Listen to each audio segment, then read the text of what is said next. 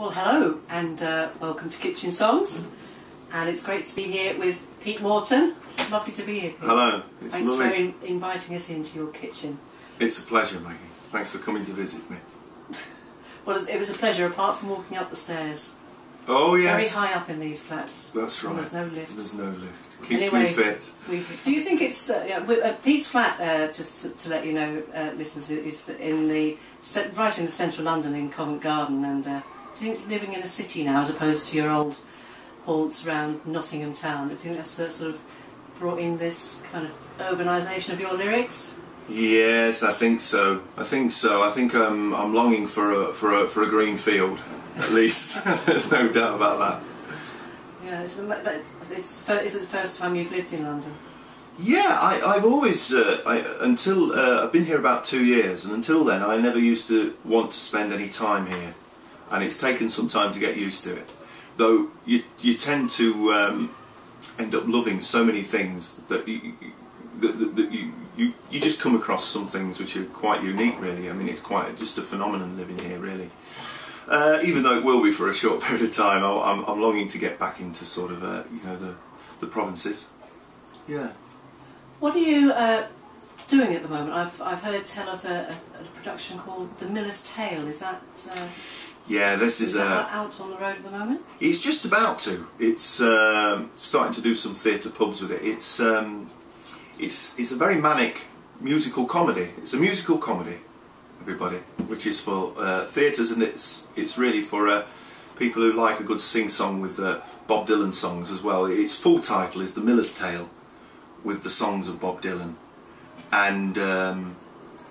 and then it's me playing all the parts in the story. So it's a kind of Chaucer meets Dylan. It's a kind of 6 centuries of separation, really.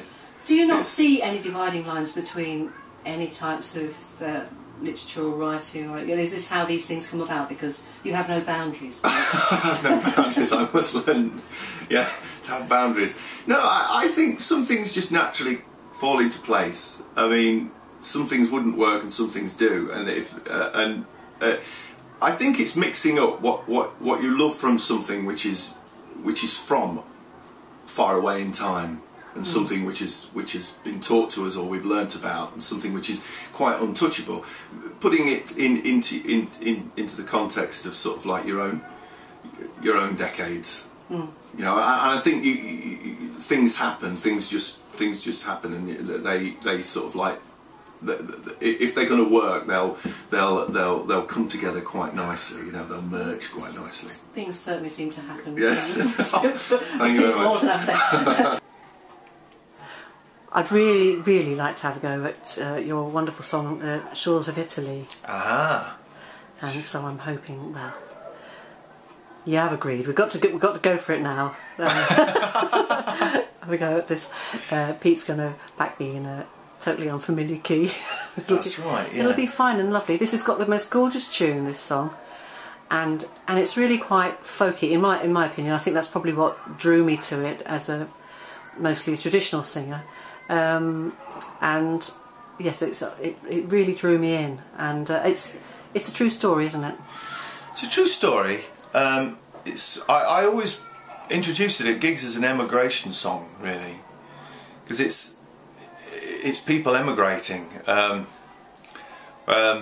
whether you want to say it legally or illegally, or they're refugees getting away from Africa. Some of them have travelled thousands of miles to get to the north coast, and then there's they may pay an enormous amount of money, their life, everything, give away so much of their lives, and you know, the corruption of actually paying to get the boat, if you could call it a boat, to get across to the southern coast of Europe.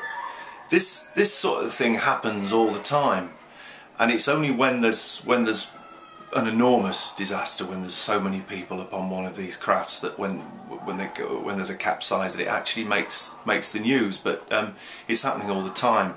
The song is a story song, really, and I think that's one of the things that is quite traditional about it. It's a story song, and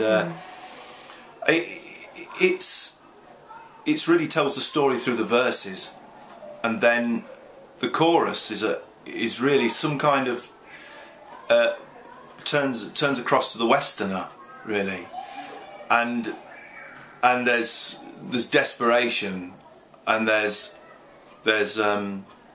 hopelessness from the Westerner who's speaking in the chorus, I think. Of course, there's no level playing field. There's no equality in these two lives that are led.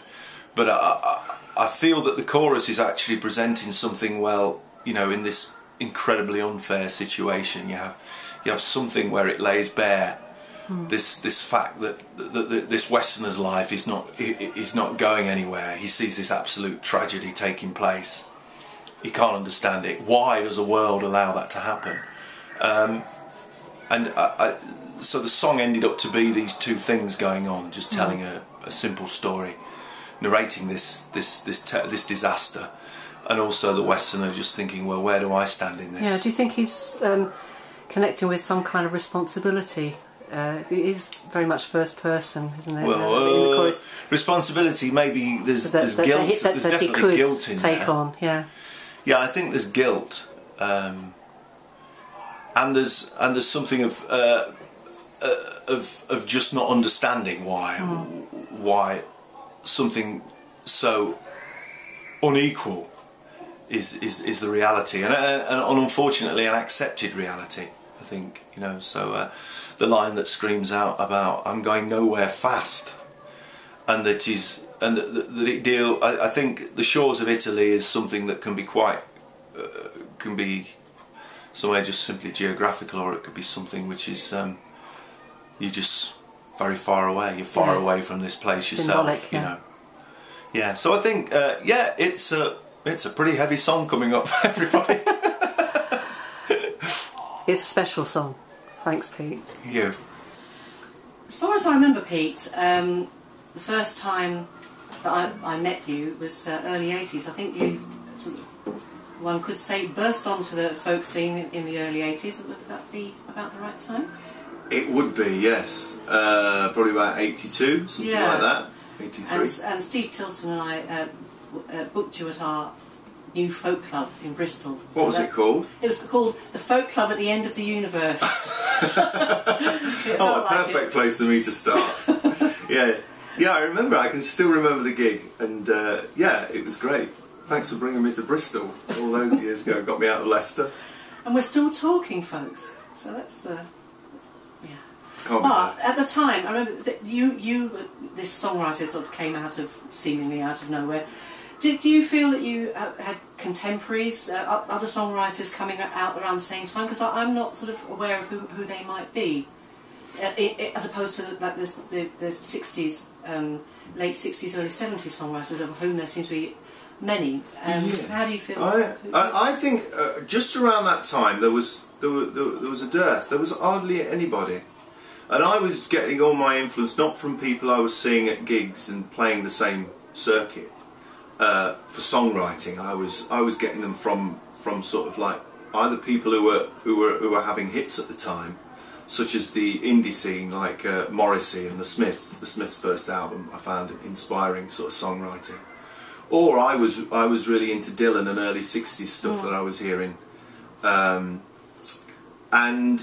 there was a lot of songwriters who sort of influenced me whilst I was growing up, time I was leaving school, and they're all part of that new wave scene. You know, they were incredible. Whether, you know, people I was listening to, whether it be Elvis Costello or Ian Dury and things. Yeah. I mean, they were just wonderful songwriters and quirky as well. And but when I came across the folk scene, I wasn't influenced by songwriters so much. I was more influenced by I was more drawn in, more curious of the traditional scene, really. That's interesting. Is it because you hadn't heard it before, or? No, I'd never come across traditional music before. So I mean, I was coming in with these songs and or covers which I was playing, and I was being influenced by the tradition at the same time. So it was a strange combination, because there wasn't a sort of active group of people my age all doing the same thing like there is now. Yes, that's there wasn't a movement. That's the word I'm looking for.